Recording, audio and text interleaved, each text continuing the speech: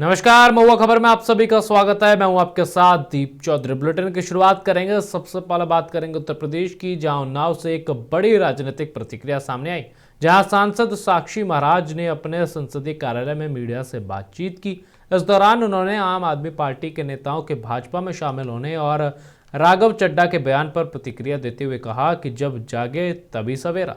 उन्होंने कहा कि राघव चड्ढा ने खुद स्वीकार किया है कि एक अच्छा व्यक्ति गलत जगह था और अब सही दिशा में आ रहा है। सांसद ने भारतीय जनता पार्टी की विचारधारा को दुनिया की सबसे बड़ी लोकतांत्रिक पार्टी बताते हुए कहा कि भाजपा एकात्म, मानववाद और अंत्योदय के सिद्धांतों पर काम करती है।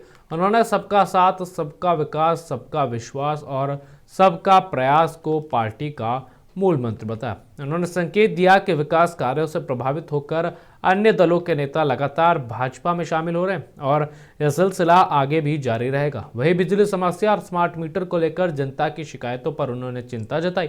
सांसद ने बताया कि जल्द ही जिला स्तर पर बैठक बुलाई जाएगी, जिसमें बिजली विभाग के अधिकारियों के साथ समस्याओं का समाधान निकाला जाएगा। उन्होंने भरोसा दिलाया कि जनता की हर समस्या को प्राथमिकता दी जाएगी। मैं हृदय की गहराई से माननीय मोदी जी का, केंद्र की सरकार का, अमित शाह जी का और उत्तर प्रदेश में गंगा एक्सप्रेसवे का श्रेय योगी जी को जाता है। और एक बहुत अच्छी बात, अमरोहा से सीधा हरिद्वार कर दिया, तो प्रदेशवासियों को हृदय की गहराई से बधाई दूंगा और अपने नेताओं का हृदय की गहराई से बहुत बहुत धन्यवाद दूंगा। ये पुण्य कार्य है। उन्नाव वासियों के लिए तो और भी लाभ की बात है। उन्नाव के लोग बहुत हरिद्वार जाते हैं, ऋषिकेश जाते हैं। एक सीधा रास्ता हो गया, समय भी बचेगा, खर्चा भी बचेगा और यात्रा का आनंद भी अद्भुत होगा। उधर तीर्थराज प्रयाग है, उधर 4 धाम है हरिद्वार से आगे, तो हरि का द्वार है। मैं हृदय की गहराई और बढ़ते हैं आगे। उत्तर प्रदेश के सुल्तानपुर में भारतीय जनता पार्टी ने महिला आरक्षण के मुद्दे पर जन आक्रोश रैली निकालकर विपक्ष पर जोरदार हमला बोला। कलेक्ट्रेट के सामने आयोजित इस रैली में कांग्रेस नेता राहुल गांधी और समाजवादी पार्टी प्रमुख अखिलेश यादव का पुतला फूंका गया और उनके खिलाफ जमकर नारेबाजी की गई। रैली की खास बात यह रही कि इसमें आंगनबाड़ी कर्मियों की भी भागीदारी सुनिश्चित की गई। इसके लिए विभागीय ग्रुप में संदेश भेजकर उन्हें कार्यक्रम में शामिल होने के निर्देश दिए गए थे। कार्यक्रम में प्रभारी मंत्री ओम प्रकाश राजभर समेत कई भाजपा नेता और कार्यकर्ता मौजूद रहे। मीडिया से बातचीत में भाजपा कोषाध्यक्ष पूजा कसौधन ने कहा कि भाजपा ही एकमात्र पार्टी है जो महिलाओं को वास्तविक सम्मान और अवसर देती है। उन्होंने आरोप लगाया कि महिला आरक्षण बिल पास न होने के पीछे कांग्रेस, सपा और बसपा जिम्मेदार है। कसौधन ने प्रधानमंत्री मोदी की नीतियों की सराहना करते हुए कहा कि महिलाओं के सशक्तिकरण के लिए भाजपा का संघर्ष जारी रहेगा और पार्टी अपने अधिकारों के लिए लगातार आवाज उठाती रहेगी।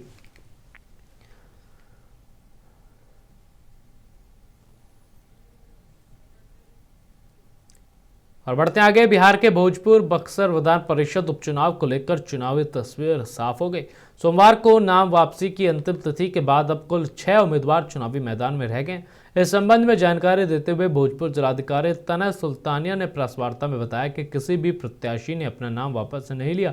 उन्होंने बताया कि नामांकन प्रक्रिया 16 अप्रैल से शुरू होकर 23 अप्रैल तक चली थी। अब सभी 6 उम्मीदवार 12 मई को होने वाले मतदान में अपनी किस्मत आजमाएंगे। प्रमुख उम्मीदवारों में जनता दल यूनाइटेड के कन्हैया प्रसाद और राष्ट्रीय जनता दल के सोनू कुमार राय शामिल हैं, जबकि अन्य निर्दलीय उम्मीदवार भी मैदान में। जिलाधिकारी के अनुसार भोजपुर और बक्सर जिलों में कुल 684 मतदाता हैं। मतदान के लिए कुल 25 केंद्र बनाए गए, जिनमें बक्सर में 11 और भोजपुर में 14 केंद्र शामिल हैं। सभी मतदान केंद्र प्रखंड कार्यालयों में स्थापित किए गए। उन्होंने बताया कि मतदान शांतिपूर्ण ढंग से संपन्न कराने की तैयारी पूरी कर ली गई है, जबकि मतगणना 14 मई को होगी, जिसमें चुनाव परिणाम घोषित किए जाएंगे। लोगों को ज्ञात है 6 भोजपुर सब बक्सर स्थानीय प्राधिकारी निर्वाचन क्षेत्र का जो बिहार विधान परिषद की जो सीट थी वो रिक्त हुई थी, जिसमें बाई इलेक्शन की घोषणा 9 अप्रैल 2026 को की गई थी। उसी के संदर्भ में यह उस दिन शेड्यूल भी जारी किया गया था कि 16 अप्रैल 2026 को उसका नोटिफिकेशन होगा। उसी दिन से नॉमिनेशन स्टार्ट था।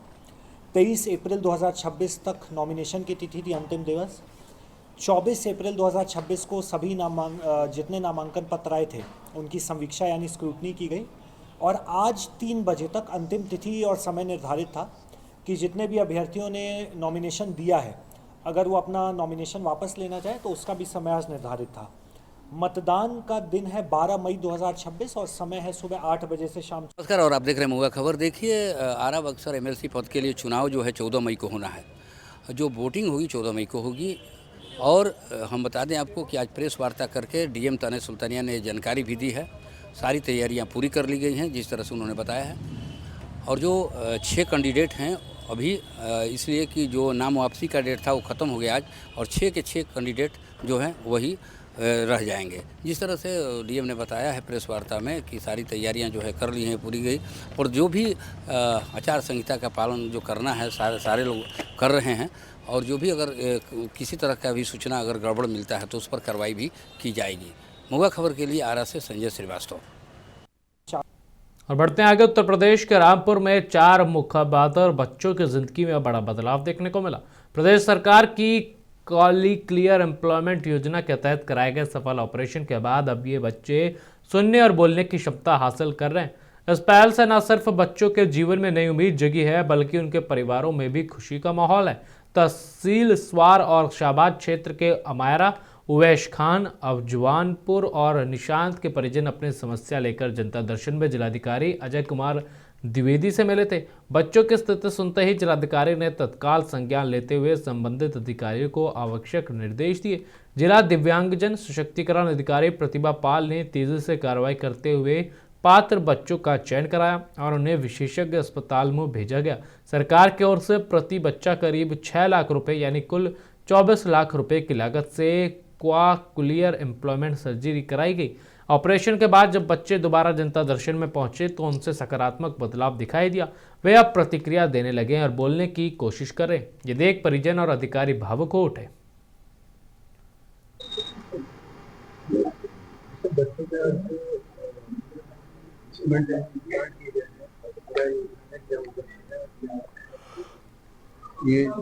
ये हमारे जनपद की 2 बच्चियां थीं जो डेफ एंड डम थी, मुंह पर बधिर।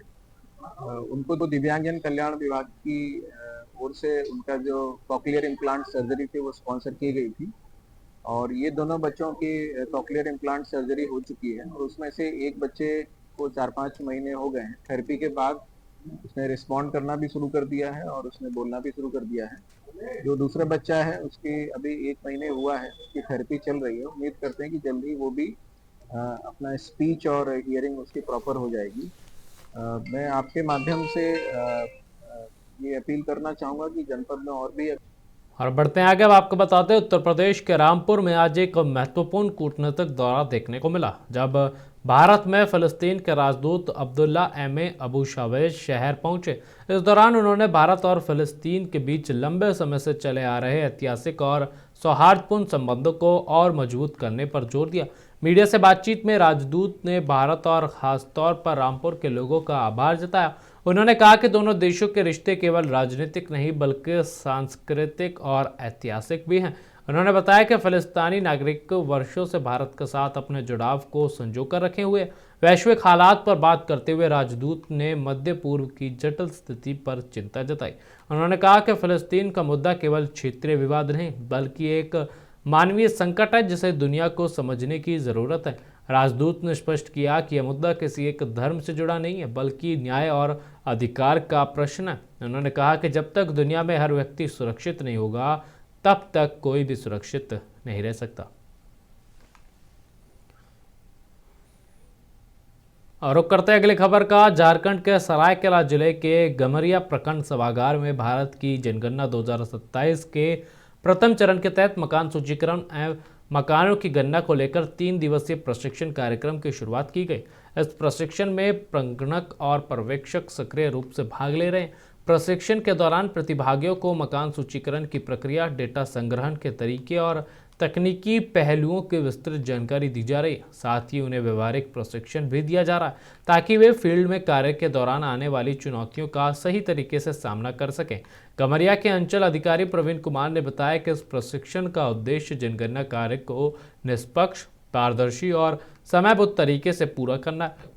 उन्होंने कहा कि प्रतिभागियों की शंकाओं का समाधान भी किया जा रहा है जिससे वे अपने दायित्वों का बेहतर निर्वहन कर सकें। प्रशासन का कहना है कि विभागीय दिशा निर्देशों के अनुसार यह कार्य निर्धारित समय सीमा के भीतर पूरा किया जाएगा ताकि जनगणना प्रक्रिया सफलतापूर्वक संपन्न हो सके। स्तरीय गम्हरिया ब्लॉक में 3 दिवसीय प्रगणक और सुपरवाइजर का ट्रेनिंग शुरू हुआ है, जो आज, कल और परसों 3 दिन चलेगा, जिसमें कि हम लोग हाउस लिस्टिंग को लेके डिटेल में अभी ट्रेनिंग दिया जाएगा। ओपन इसमें हाउस लिस्टिंग का जो फर्स्ट फेज का काम है और सेल्फ न्यूमरेशन वगैरह का जो काम है उसको लेके, मकान सूचीकरण का जो काम है उसको लेके डिटेल में ट्रेनिंग। और बढ़ते आगे, झारखंड के गुमला जिले में पेंशन योजनाओं के लाभुकों के भौतिक सत्यापन के लिए विशेष अभियान की शुरुआत की गई। वित्तीय वर्ष 2026-27 के तहत चलाए जा रहे इस अभियान का शुभारंभ उपायुक्त दिलेश्वर महातो ने समाहरणालय परिसर से 3 LED जागरूकता वाहनों को हरी झंडी दिखाकर किया। यह अभियान 25 अप्रैल से 25 मई तक चलेगा, जिसके तहत टीम गांव-गांव और घर-घर जाकर लाभुकों का सत्यापन करेगी। LED वाहनों के माध्यम से लोगों को जागरूक भी किया जाएगा ताकि अधिक से अधिक लोग समय पर अपना सत्यापन करवा सके। अधिकारियों ने बताया कि इस दौरान अपात्र लाभुकों को सूची से हटाया जाएगा और छूटे हुए पात्र लोगों का नाम जोड़ा जाएगा। पंचायत स्तर पर सचिव को नोडल अधिकारी बनाया गया, जिनके सहायता के लिए जनसेवक, रोजगार सेवक और आंगनबाड़ी कर्मियों की टीम गठित की गई है। उपायुक्त ने सभी लाभुकों से अपील की कि वे समय सीमा के भीतर जरूरी दस्तावेज उपलब्ध कराकर सत्यापन प्रक्रिया पूरी करें ताकि पेंशन राशि सीधे उनके बैंक खाते में समय पर पहुंच सके। सभी प्रकार के पेंशन का भौतिक सत्यापन को लेकर आज ये जागरूकता रथ का रवाना किया गया। ये 25 अप्रैल से लेकर 25 मई तक चलेगा। 25 अप्रैल को सभी पंचायतों में शुरू हो गया है, तो सभी गुमला जिले के सभी पंचायतों के लाभुकों से निवेदन है कि वो अपने अपने पंचायत भवन में आकर अपना पेंशन के संबंधित कोई भी किसी का कुछ भी गड़बड़ी है तो उसका भौतिक सत्यापन करा लें। राष्ट्रीय सामाजिक सहायता कार्यक्रम अंतर्गत संचालित पेंशन योजना, सर्वजन पेंशन योजना एवं मैया सम्मान योजना के सभी लाभुकों का दिनांक 25/4/25 से 25/5/25 के बीच में सभी लाभुकों का भौतिक सत्यापन किया जा रहा है। यह भौतिक सत्यापन गुमला जिला के सभी पंचायत भवनों में किया जा रहा है। सभी पेंशनधारियों से अनुरोध है कि अपना आधार और खाता संख्या के साथ अपना भौतिक सत्यापन अवश्य कराएं ताकि नियमित रूप से आपको पेंशन का भुगतान हो सके। बढ़ते आगे, उत्तर प्रदेश के बलिया जिले के नगरा थाना क्षेत्र के बछईपुर गांव में हुए चर्चित दौरे हत्याकांड के बाद पुलिस की कार्यप्रणाली पर भी गंभीर सवाल उठ रहे हैं। घटना के 36 घंटे बीत जाने के बाद भी मुख्य आरोपी अमित गुप्ता पुलिस की पकड़ से बाहर है। घटना की सूचना मिलते ही डीआईजी सुनील कुमार सिंह और एसपी बलिया मौके पर पहुंचे थे और जांच के लिए 3 टीमों का गठन किया गया। इसके बावजूद अब तक आरोपी की गिरफ्तारी नहीं हो सकी है। मामले में एक चौंकाने वाला पहलू यह भी सामने आया कि आरोपी के खिलाफ पहले से शिकायत दर्ज कराई गई थी।